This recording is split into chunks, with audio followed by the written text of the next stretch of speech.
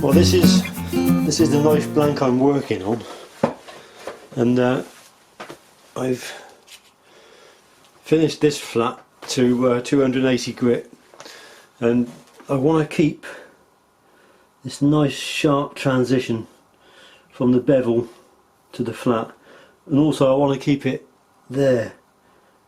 And in the past I used to hand rub using a little wheel, just for the final grits, and I'd wrap my abrasive around that, and as I brought this down I'd rotate this, bringing fresh grit into contact with the flat surface all the time. And if you weren't, it was so easy if you weren't careful to just very, very slightly round over the flat transition just there, especially at the tip. So I no longer use that.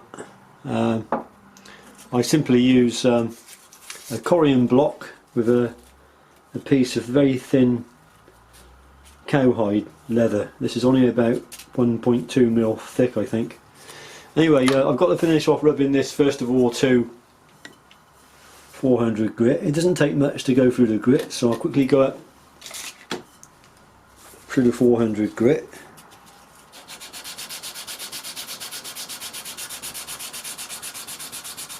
I go in a crosshatch pattern.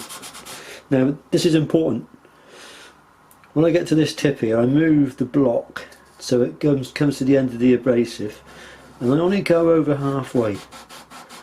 I don't go any further, because if I go further I'm going to go over and I'm going to have a slight angle change. I'm going to round that little flat and spoil that lovely transition. So it's possibly a bit OCD, but it's also attention to detail, and you know what they say about the devil being in the detail, and that's the sort of level that I want to be at with my knives now.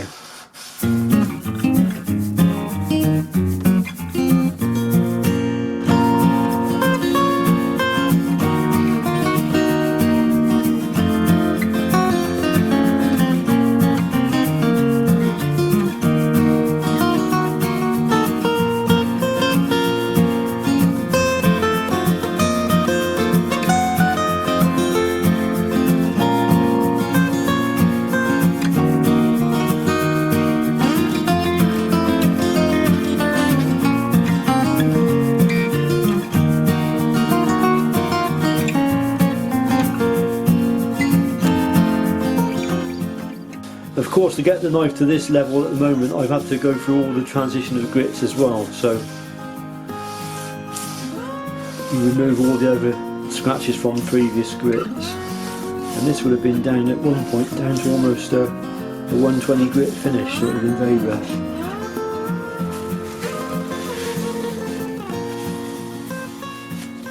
Okay, so that's done to 400. Now I'll do it to 600. A piece of 600 grit paper,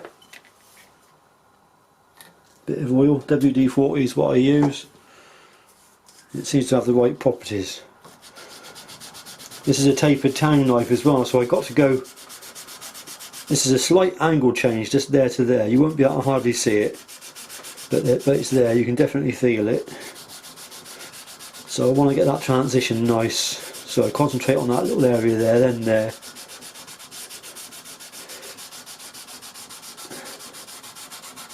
And again, move that forward.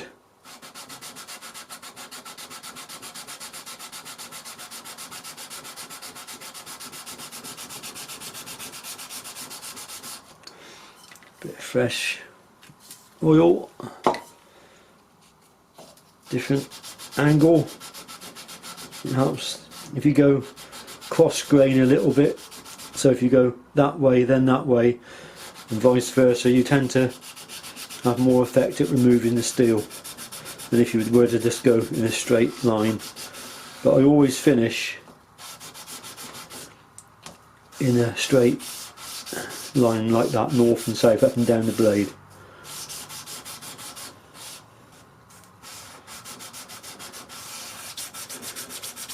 Now what happens when you're going to and fro like this, you put little hooks, little hooks into the scratch pattern.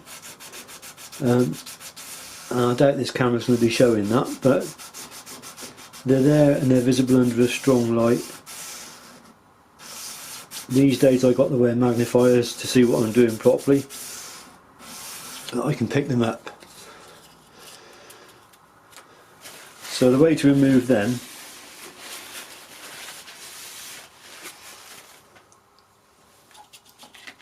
is to go to my cloth backing and I get a fresh piece of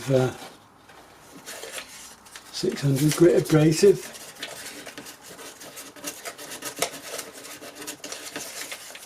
So I got a fresh piece of, this time I'm using emery,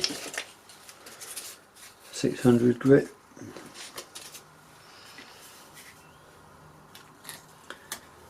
Apply the oil.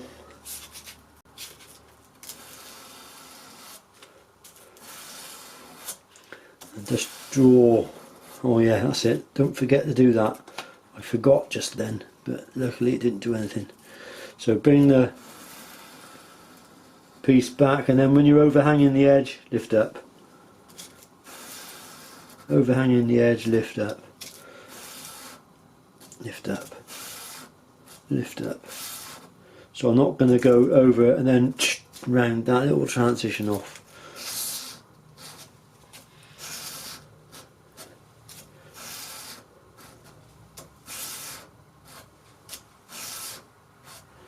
So there you go, I've learned something.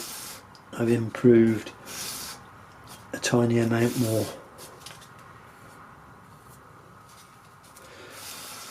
And that's how it is with knife making. That's how I found my journey. You improve a tiny amount. The more you do it, the more experience you get, the more little things you learn.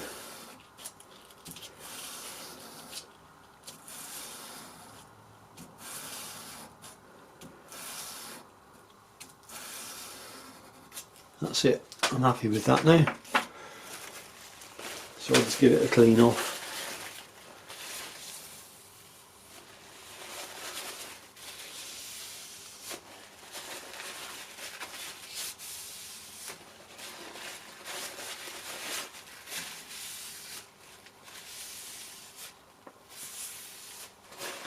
And you can see how nice and crisp and sharp the grind line is.